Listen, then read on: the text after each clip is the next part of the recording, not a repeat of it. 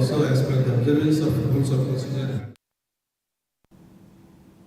Telangana PCC అధ్యక్షుడు మహేష్ కుమార్ గౌడ్ మాట్లాడుతున్నారు. Live లో చూద్దాం.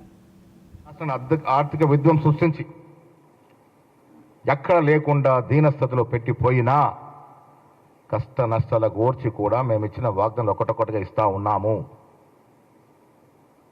మేము ఇచ్చిన మాట ఎక్కడ కూడా జారవిడ్చకుండా ముందుకు పోతా ఉన్నాము. కేంద్రం సాయం ఇచ్చినా ఇవ్వకపోయినా, సవతిపల్లి ప్రేమ ప్రకటించినా, మీరు చూసినా చూడకపోయినా మాది మేము సర్దుకుంటూ ముందుకు పోతున్నటువంటి తరుణం. రాష్ట్రంలో ఆనాడు సంవత్సరాల కింద ఇచ్చిన ఉచిత బస్సు నుంచి నిన్న ఇచ్చిన సన్న బియ్యాల వరకు పేదల సంక్షేమ ధ్యేయంగా పనిచేస్తూ ఉన్నాం. ప్రతి పేదవారి కడుపు నిండే ప్రక్రియ మేము పనిచేస్తూ ఉన్నాం. రాజీవ్ యువ వికాసం తీసుకొచ్చినాం. బీదవారు ఆదుకునే ప్రయత్నం చేస్తూ ఉన్నాం. టీఆర్ఎస్ ప్రభుత్వం 10 ఏళ్ళు ఇయ్యలేని ఉద్యోగాలు మేము మొన్న ఇస్తే కిషన్ రెడ్డి గారు మీ కళ్ళు కనబడట్లేదా? నిజమైన తెలంగాణ నినాదాన్ని మేము అమలు చేయట్లేదా? ఎప్పుడు కూడా చీకటి ఒప్పందం మీకు. హెచ్సిఏ భూముల గురించి మాట్లాడుతూ ఉన్నారు. అరే, ఈ హైదరాబాద్ ఇన్ అండ్ అరౌండ్ 10 నుంచి 20 వేల ఎకరాలు ప్రభుత్వ భూములు, చక్కటి గుట్టలు, చెరువులు కబలించేస్తే ఆనాడు నోరు మెదపల కిషన్ రెడ్డి గారు, సంజయ్ గారు ఏమైపోయింది? ఎందుకు వేళ మాట్లాడుతున్నారు? ప్రభుత్వ భూమిని ప్రభుత్వం తీసుకుని ఎందుకు మాట్లాడుతూ ఉన్నారు? రింగ్ రోడ్డు గుండా పోతుంటే గుట్టలన్నీ కరిగిపోతూ ఉన్నాయి. కేటీఆర్ ప్రైవేట్ వ్యక్తుల చేతుల్లోకి ఇచ్చిన భూములన్నీ కరిగిపోతూ ఉన్నాయి. బుల్డోజర్లు, డిప్పర్ నడుస్తూ ఉన్నాయి. చూడండి, అప్పా జంక్షన్ నుంచి ఎయిర్పోర్ట్ పోతూ ఉంటే లెఫ్ట్ రైట్ గుట్టలు కరిగిపోతూ ఉన్నాయి. ఎవరి నిర్వాహకం ఇది? కిషన్ రెడ్డి గారు ఎయిర్పోర్ట్ పోతే మీకు కనబడట్లేదా? లెఫ్ట్ రైటు డెవలప్మెంట్ యాక్టివిటీ ఎందుకు మాట్లాడతలేరు? 10,000 ఎకరాలకు పైన హైదరాబాద్ సంబంధించిన ప్రభుత్వ భూములు, ఖరీదైన భూములు, ప్రకృతి నిలవైనటు భూములు అమ్మిన పాపన కేటీఆర్ పోలేదా? కేసీఆర్ పోలేదా? ఎందుకు మాట్లాడలేదు ఆ రోజు మీరు? ఇవరెందుకు మాట్లాడుతూ ఉన్నారు? ఇవెందుకు గొంతెత్తుతా ఉన్నారు? ఎన్ని లక్షల ఎకరాలు ఈ రాష్ట్రంలో డిఫారెస్ట్ అయినాయి. ఫారెస్ట్ భూముల్ని ఎన్ని లక్షల ఎకరాల భూముల్ని ప్రైవేటు పరం చేశారు గత ప్రభుత్వం. కేంద్రంలో మంత్రి ఉన్న మీరు ఎందుకు మాట్లాడలేదు? అప్పుడు కళ్ళు మూసుకున్నాయా? నోరు మూతపడిందా? ఇవరెందుకు మాట్లాడుతూ ఉన్నారు? కిషన్ రెడ్డి గారు వ్యక్తిగత కక్షతో మాట్లాడడం కాదు. ఒక కేంద్ర మంత్రి స్థాయిలో ఉన్న మీరు ఒక్క ఛాన్స్ అని అడిగే ముందు ఓపెన్గా పత్రికల ముందు వచ్చి మీరు ఏం చేశారు ఈ తెలంగాణ కోసం, మీరు ఎమ్మెల్యేగా, కేంద్ర మంత్రిగా ఇన్నేళ్ల రాజకీయ ప్రస్థానంలో తెలంగాణ కోసం ఏం చేశారో ఒకసారి వైట్ పేపర్ ఇవ్వాల్సిందిగా నేను డిమాండ్ చేస్తూ ఉన్నాను. మీరు కానీ మీ బీజేపీ పార్టీ కానీ తెలంగాణ రాష్ట్రం కోసం చేసిందేమి, తెచ్చిందేమి, ఒక్కసారి వైట్ పేపర్ రావాలి. మీరు శ్వేతపత్రం ప్రకటించాలి. ఆ తర్వాతే ఒక్క ఛాన్స్ గురించి అడగాలి.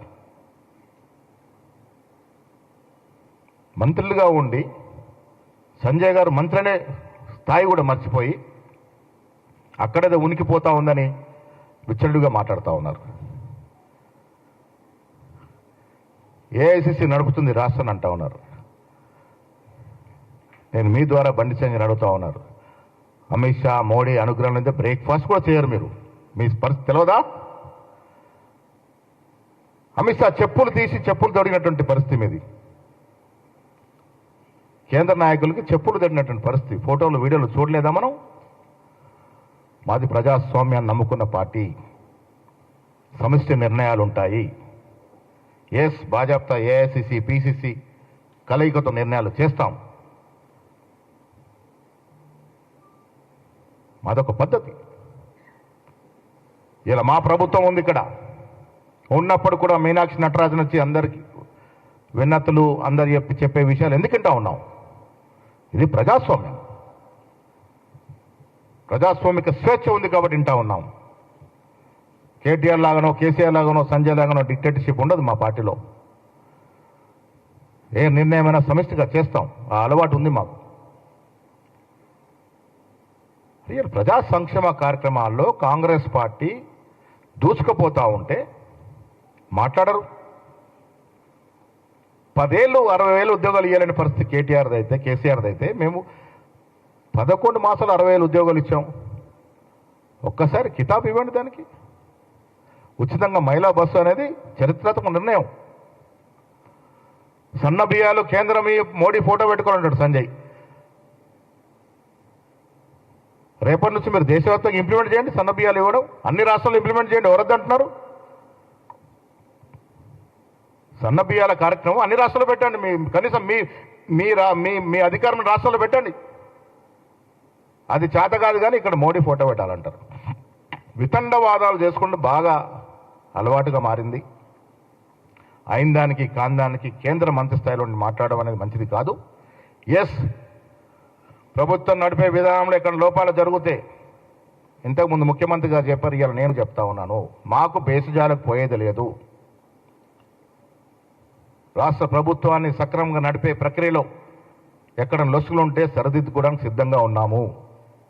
ఇది ప్రజల ప్రభుత్వం, ఇట్స్ పీపుల్స్ గవర్నమెంట్. ప్రజల ఆభిష్టం మేరకు పనిచేస్తుంది, ప్రజల ఆలోచన మేరకు పనిచేస్తుంది. నేను మళ్ళీ డిమాండ్ చేస్తా ఉన్నా బంజీ సంజయ్ గారికి, నిజంగా బీసీ నాయకుడిగా చెప్పుకునే నీవు ఈ కుంటి సాకులు బంద్ చేయి. మైనార్టీలు ఉన్నారు, అక్కడున్నారు, మైనార్టీలు ఉంటే గుజరాత్లో మైనార్టీకి రిజర్వేషన్ ఎందుకు ఇస్తా ఉంది 20-30 ఏళ్ళుగా? ఈ కుంటి సాకులు మానేసి చిత్తశుద్ధి ప్రదర్శించుకునే అవకాశం వచ్చింది మీకు. మోడీ గారితో సమయం తీసుకోండి, మేము వస్తాం, మా ముఖ్యమంత్రి గారు వస్తారు, మేము వస్తాం, అందరం కలిసిపోదాం. 42% చట్టబద్ధ ఇచ్చే విధంగా 9th షెడ్యూల్లో చేర్చే పని మీరు చేపట్టండి. అదే నాయకత్వం అంటే.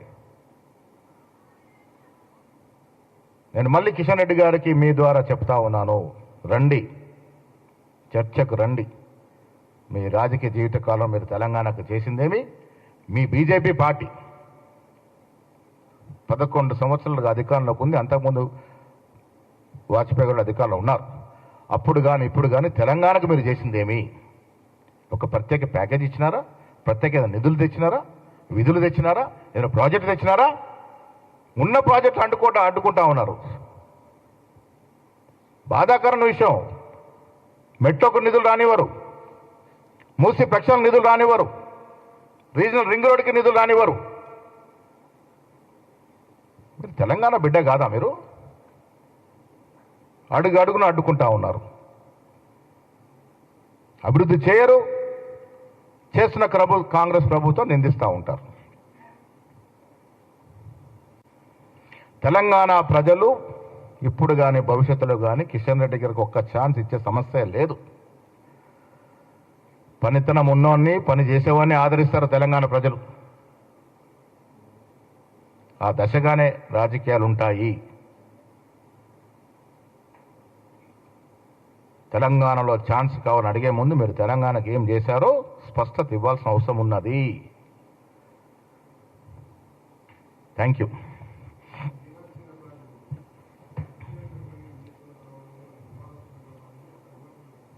వివాదాస్పదం చేస్తున్నటువంటి మిత్రులకి నేను విజ్ఞప్తి చేస్తా ఉన్నాను, సెక్రటేరియట్లో అందరూ కలవచ్చు. ఒక టీవీలో చెప్తా ఉన్నాడు, సీఎం చైర్లో కూర్చోనట రివ్యూ చేసిందట. అర్థం ఉండాలి. వీడియోలు రిలీజ్ చేసే ముందు కొంత జర్నలిజం విలువలు పాటిస్తే మంచిదని మీ అందరూ విజ్ఞప్తి చేస్తూ ఉన్నాను. నేను కూడా ఉన్నాను ఆ సమావేశంలో. బట్టి గారి ఛాంబర్కి పోయినాము. యాంటీ రూమ్లో బట్టి గారు, పొంగులేటి శ్రీనివాసరెడ్డి గారు, శ్రీధరబాబు గారితో నేను, మీనాక్షి గారు, వంశచంద్ర గారు, ఇంకిద్దరు సోషల్ యాక్టివిస్ట్ కలిసినాము. ప్రభుత్వ వాదన విన్నాము. 400 ఎకరాలు ఏం చదివించుకున్నారు, ఎందుకు చదివించుకున్నారు, అవన్నీ విన్నాము. తర్వాత ప్రజలు చెప్పే వాదనలు వింటానని ఆవిడ గచ్చిబౌలి స్టేడియంలో స్టూడెంట్, ఆ రోజు గాంధీ భవన్లో నేను, మీనాక్షి గారు ఇక్కడ కూడా విన్నాము. ఎన్ఎస్ఐ మా బిందురోలు చెప్పినటువంటి మాటలు విన్నాం. వారు ఏ రకంగా రిక్వెస్ట్ చేస్తున్నారు విన్నాం. ఎస్, ప్రజాస్వామ్యంలో ప్రభుత్వం మాదైనా మేము ప్రజలు ఇచ్చే సూచనలు సలహాలు వింటా ఉన్నామంటే ప్రజాస్వామ్యమా కాదా? పోయిన కేసీఆర్ ప్రభుత్వం ఎలాంటిది ఉండేనా? ఎన్ని ఎకరాలు బుల్డోజ్ చేశారండి, ఎన్ని వేల ఎకరాలు బుల్డోజ్ చేశారు హైదరాబాద్లో. ఇదే కిషన్ రెడ్డి, ఇదే లక్ష్మణ్, ఇదే సంజయ్ గారు నోర్లు మూతలు పడలేదు. అప్పుడు ఇవాళ మాట్లాడుతూ ఉన్నారు. మాది ప్రజాస్వామ్యం కాబట్టి వినడానికి వచ్చింది మీనాక్షి నటరాజన్ గారు. వింటా ఉన్నాం, ఏం చేయాలో అలా ఆలోచిస్తూ ఉన్నాం. ఇవాళ ప్రస్తుతం కోర్టులో ఉంది అది.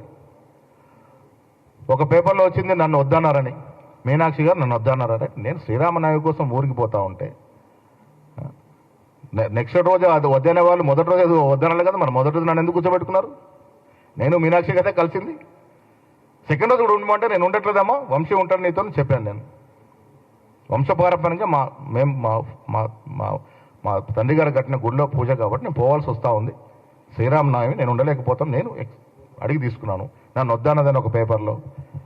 దయచేసి మీ అందరికి ఒక రిక్వెస్ట్, తప్పులు చేస్తే ఎత్తి చూపే అధికారం మీకు ఉంది. అదే మీ డ్యూటీ. 4th ఎస్టేట్ వాళ్ళ డ్యూటీ అది. ఎత్తి చూపండి, తప్పులు చేసినప్పుడు ఎత్తి చూపండి. ఏ తప్పు చేయకుండా బట్టగాల్సి, అంటే రాజకీయ నాయకులు వేయడం వేరు, మీరు కూడా బట్టగాల్సి చేస్తారంటే ఎట్లా?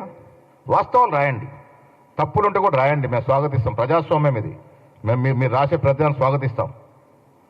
తప్పులు రాసినప్పుడు డెఫినెట్గా స్వాగతిస్తాం. కానీ లేనిది ఉన్నట్టు, ఉన్నది లేనట్టు రాస్తే ఏమవుతుందంటే విలువలు పడిపోతాయి. దయచేసి అర్థం చేసుకోండి.